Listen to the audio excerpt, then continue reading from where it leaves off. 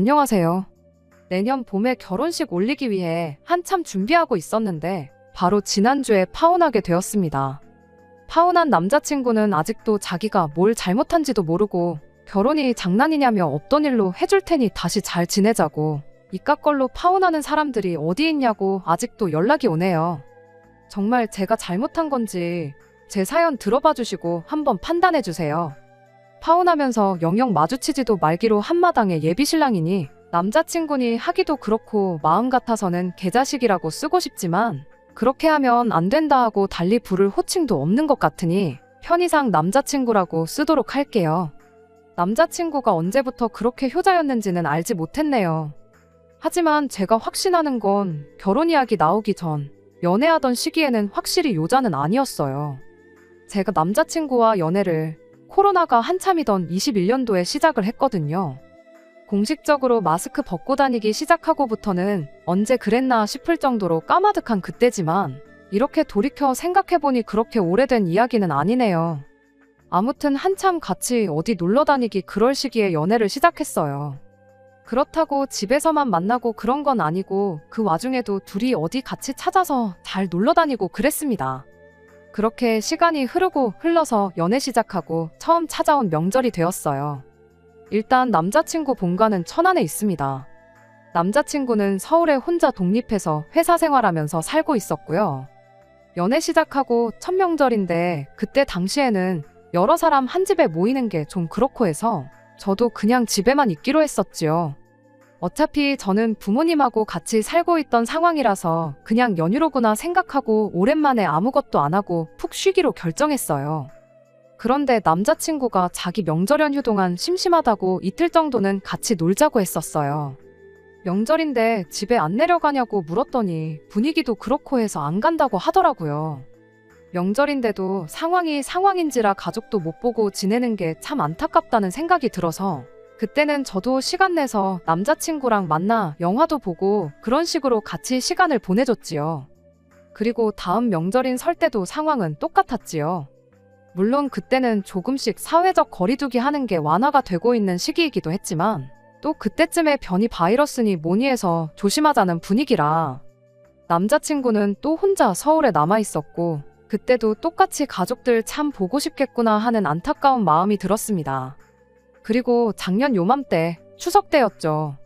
그때 확신하게 된 게 남자친구는 가족이 보고 싶은데 그 당시 상황 때문에 못 가서 서울에 남아있던 게 아니고 그냥 귀찮아서 안 갔다는 사실을 알게 되었어요.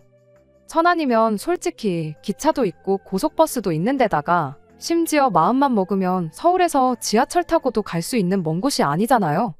그렇다고 남자친구가 차도 없는 것도 아니고요. 게다가 그 기간 동안 연애하면서 저희가 서울에서만 데이트를 한 게 아니고 분위기 낸다고 교회로 놀러 간 적도 많고 천안보다 더 먼 곳도 전부 다녀오고 그랬지요. 그런데 작년 추석에도 남자친구는 서울에 남아있을 테니 저보고 또 시간 내서 놀러 오라고 하는 거예요. 자기 심심하다고 말이죠. 하지만 그전에야 남자친구 명절인데 가족들도 못 보고 외롭게 지내는구나 하는 안타까운 마음에 시간을 내준 거지.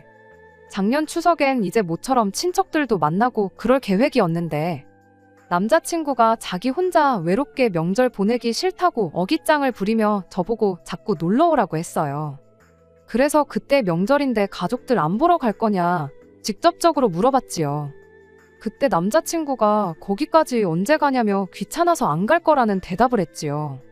그 전까지는 가고 싶은데 못 가는 상황이라 못 간 게 아니었고 그냥 겸사겸사 그걸 이유로 안 갔다는 걸 알게 되었네요.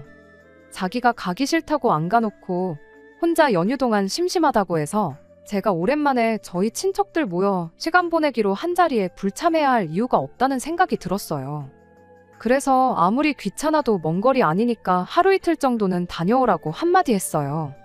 저랑 연애 시작하기 전부터 벌써 몇 년 동안 안 갔을 수도 있겠구나 하는 생각도 들었거든요. 그 전에 갔다 하더라도 당시 연애 기간만 따져도 횟수로만 2년 차였는데 그쯤 되면 한 번은 가는 게 당연한 거 아니냐고 충고까지 해줬지요. 남자친구는 기어이 명절을 꾸역꾸역 혼자 보내더라고요. 그리고 올 초, 그러니까 지난 설도 상황은 똑같았습니다. 귀찮다고 또 본가에 안 내려간 거예요. 이 상황만 봐도 남자친구가 가족들 별로 신경도 안 쓰고 사는 사람이구나 하는 인상을 받기엔 충분했다고 생각합니다. 그래도 설마 하면서 정말 귀찮아서 그랬겠어 하는 생각이 마음 한구석에 있기도 했고 여러모로 헷갈리던 상황이었지요. 물론 그것과는 별개로 남자친구라는 사람 자체만 두고 보면 모자랄 게 없는 사람이라 쭉 연애를 해왔어요. 성격도 잘 맞고 취향도 식성도 비슷해서 같이 놀러 다니고 하는 것만 보면 참 재밌었습니다. 그리고 올 여름 지나오면서 남자친구한테 청혼을 받게 되었고 연애만 두고 본다면 저한테 잘하고 직장도 안정적이고 나름 비전도 있는 것 같아 거절할 것도 없겠다 싶어서 그렇게 저도 결혼을 생각하게 되었습니다. 그때 내심 저 혼자 혹시나 하고 생각했던 게 있는데 남자친구가 본가에 내려가지 않는 게 단지 귀찮아서가 아니라 말 못할 다른 이유가 있을 수도 있겠다는 생각을 하기도 했어요. 자주 만나는 것도 아닌데 단지 귀찮아서 가족을 안 보러 간다는 게 제 입장에선 도무지 이해가 가지 않는 상황이었거든요. 말로는 저한테 귀찮다고 했지만 또 다른 스토리가 있을 수도 있겠다 싶었어요. 가족들끼리 그래선 안 되는 일이겠지만 모종의 이유로 연 끊고 지내는 사람이 아예 없는 건 아니잖아요. 제 주변에 실제로 그렇게 부모님하고 연락 끊고 지내는 지인이 한 명 있기도 하고 남자친구도 사실 본가에 내려가지 않던 이유가 그런 게 아닐까 하는 생각을 갖게 되었습니다. 오지랖을 부린 건 아니지만 결혼하기로 했는데 양가 어른들께 결혼 승낙 인사 정도는 하러 가는 게 당연한 도리가 아닌가 싶어서 얼마 지나지 않아서 남자친구한테 천안에는 언제 같이 내려가 볼 거냐고 물어봤어요. 그런데 제 예상과는 다르게 아무런 망설임도 없이 아무 때나 가도 된다고 빠르면 빠른 대로 좋고 늦으면 늦는 대로 상관없다는 식으로 대답을 하더라고요. 그래서 그때 저 혼자 괜히 쓸데없는 걸로 고민을 했나 싶어서 또 남자친구한테 단도직입적으로 진짜 그럼 그동안 명절 내내 본가에 안 내려간 게 진짜 귀찮아서 그런 거였냐고 다시 물어봤네요. 남자친구는 무슨 재밌는 농담이라도 하는 것 마냥 진짜 귀찮아서 그랬다고 실실거리며 대답했고요.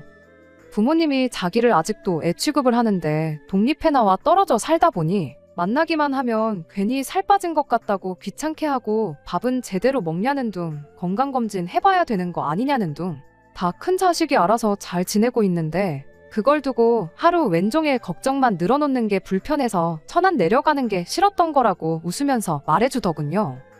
과도한 걱정이 부담스러울 수 있다는 건 이해가 되지만 그래도 부모가 자식 걱정하는 게 이상한 게 아닌데 그걸 또 흉을 보듯 말하니 조금 그랬습니다. 아무튼 쇳불도 당김에 빼랬다고 말 꺼낸 김에 부모님께 인사부터 드리러 가자고 제가 먼저 제안을 했어요.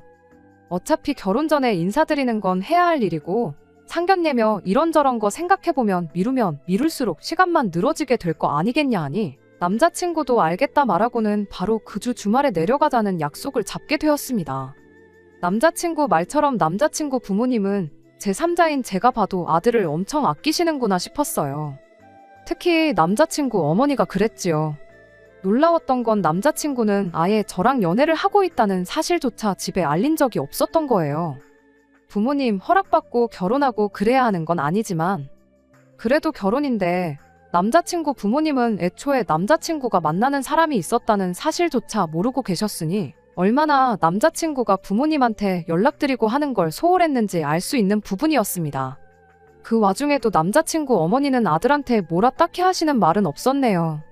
남자친구 어머니도 그 자리에서 저한테 했던 말이 원체 남자친구가 집에선 무뚝뚝하고 그래서 연락도 거의 안 하고 전화해봐야 툴툴거리며 전화 끊을 생각밖에 안 한다고. 그런데 어떻게 이렇게 참한 색식감을 구해서 결혼까지 하게 됐는지 하시면서 눈물까지 보이시대요. 아무튼 그날은 인사도 잘 드렸고 좋게 마무리했어요. 마무리하면서 남자친구 어머니가 제 연락처를 물어보셔서 드렸는데 참 아들사랑이 대단하신 분이다 싶은 게 저한테 매일같이 연락을 하더라고요. 저희가 결혼하기로 했지 같이 살고 있는 것도 아닌데 남자친구가 점심으론 뭘 먹었냐, 저녁으론 뭘 먹었냐 하면서 제가 알 수 없는 질문을 매일같이 하셨어요.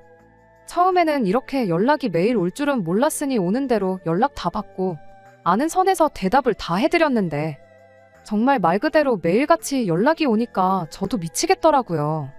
제가 회사에 있건 집에 있건 어디에 있건 때와 장소를 가리지도 않고 연락이 와선 저 말고 당신 아들 이야기만 계속 늘어놓으니 언젠가부터는 저도 부담스럽고 불편해서 전화를 피하게 되더라고요. 노이로제에 걸린 것 마냥 전화기만 울리면 괜히 남자친구 어머닌가 하고 놀라고, 그렇게 전화 피하는 걸 며칠간 반복하다가 이거 안 되겠다 싶어서 남자친구한테 한마디 했어요. 어머니한테 연락 좀 자주 드리라고요. 매일같이 연락 오는데 아들 걱정밖에 안 하신다. 너가 연락 가끔씩이라도 한 번 드리면 오지 않을 전화 아니겠냐 했지요. 남자친구는 그 와중에도 어머니가 왜 그러시는지 이해가 가질 않는다면서 당장이라도 집에 전화해서 짜증을 부릴 것처럼 행동하더라고요. 내가 피해봤다고 해서 어머니한테 짜증내고 연락하지 말라고 하라는 소리가 아니고 대충이라도 좋으니까 잘 지낸다 하고 연락을 드리라는 소리라고 또 한 번 설명해줘야 했어요. 네가 거기서 짜증내봐야 내가 연락받기 싫다고 너한테 일러 바친 거밖에 안 되지 않느냐고. 제발 눈치 좀 챙기고 자식이면 자식답게 부모한테 잘하라는 말까지 했습니다. 남자친구는 궁시렁거리면서 알겠다 대답했고, 저도 일부러 남자친구한테 저랑 같이 있을 때 어머니한테 안부 전화 드리라고 시키고 그랬어요. 그 뒤부턴 남자친구가 자기 어머니한테 저한테 전화 좀 하지 말라고 직접적으로 말을 한 것도 아닌데 거짓말처럼 남자친구 어머니에게서 전화가 한 통도 오지 않게 되었습니다. 적당히 잘 해결됐구나 싶기도 하고 솔직히 그때는 조금 뿌듯한 점도 있기도 했어요.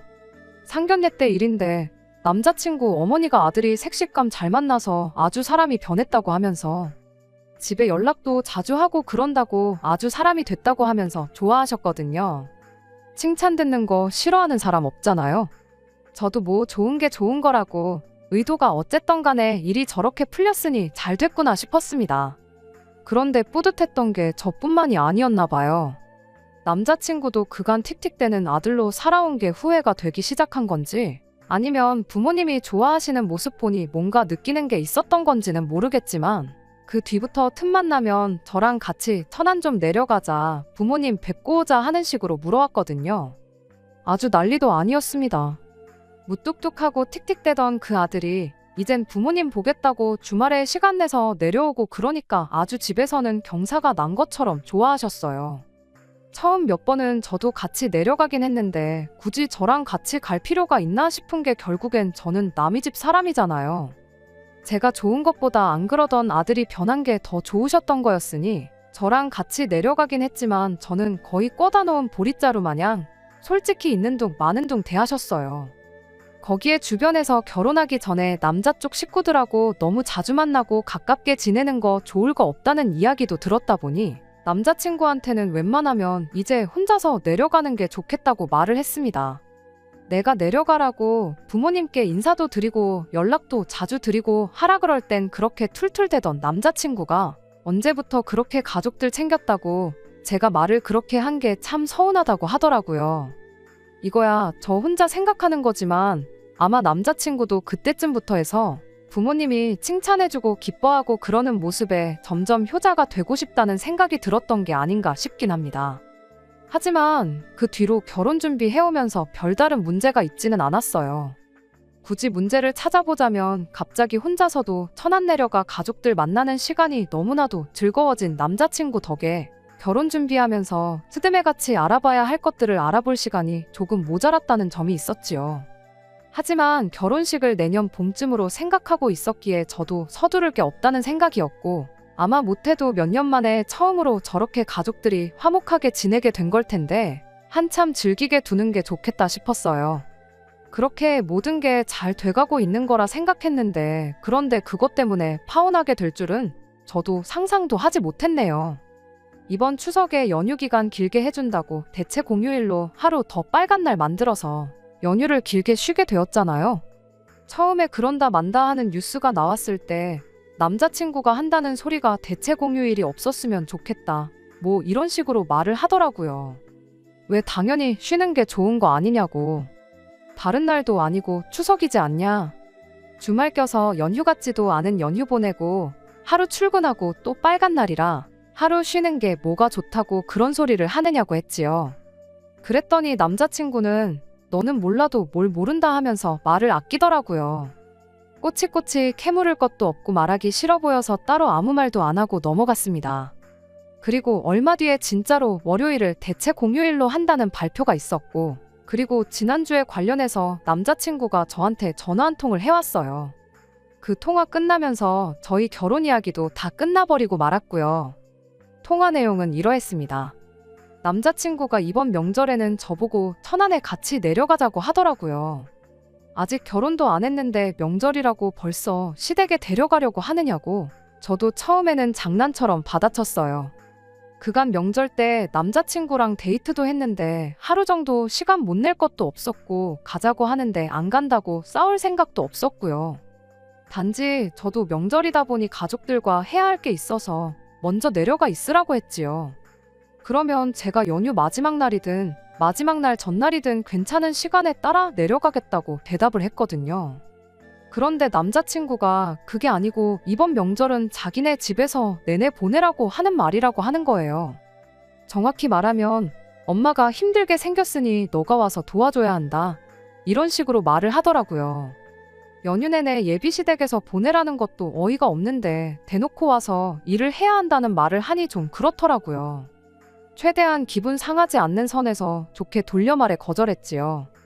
아직 결혼 날짜가 잡힌 것도 아니고 내가 뭐 살림을 할 줄 아는 것도 아닌데 거기서 뭘 돕겠냐고, 방해나 안 하면 다행인 거 아니겠냐 하고 농담 섞어서 좋게 좋게 말을 했어요.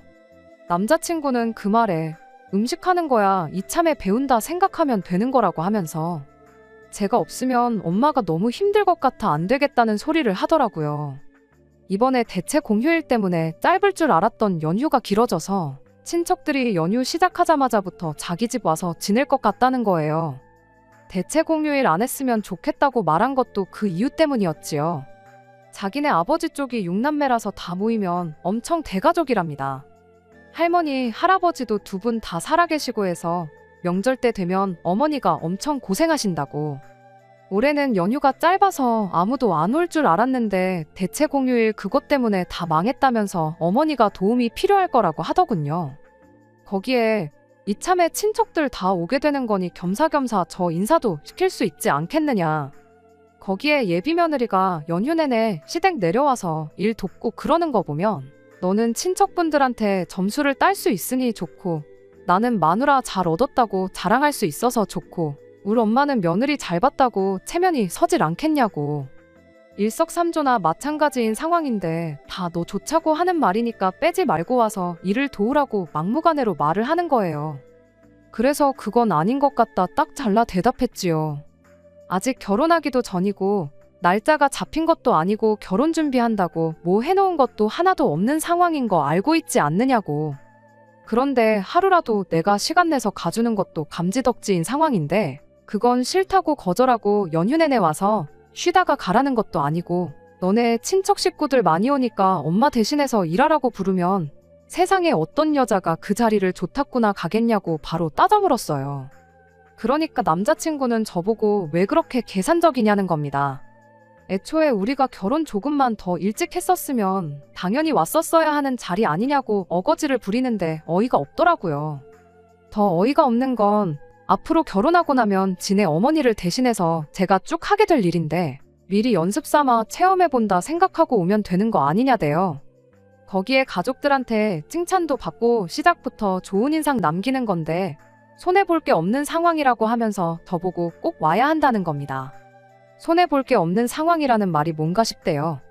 그 자리 가는 것 자체가 나한테 득이 되는 게 뭐가 있느냐고 되물었어요. 결혼도 하기 전인데 명절에 꾸역꾸역 예비시댁 찾아가 시가친척들 밥 차려주러 자진해서 오는 며느리, 아니 식모라는 인상 심어주는 게 어딜 봐서 이득이냐고 따졌지요. 언제부터 그렇게 효자였다고.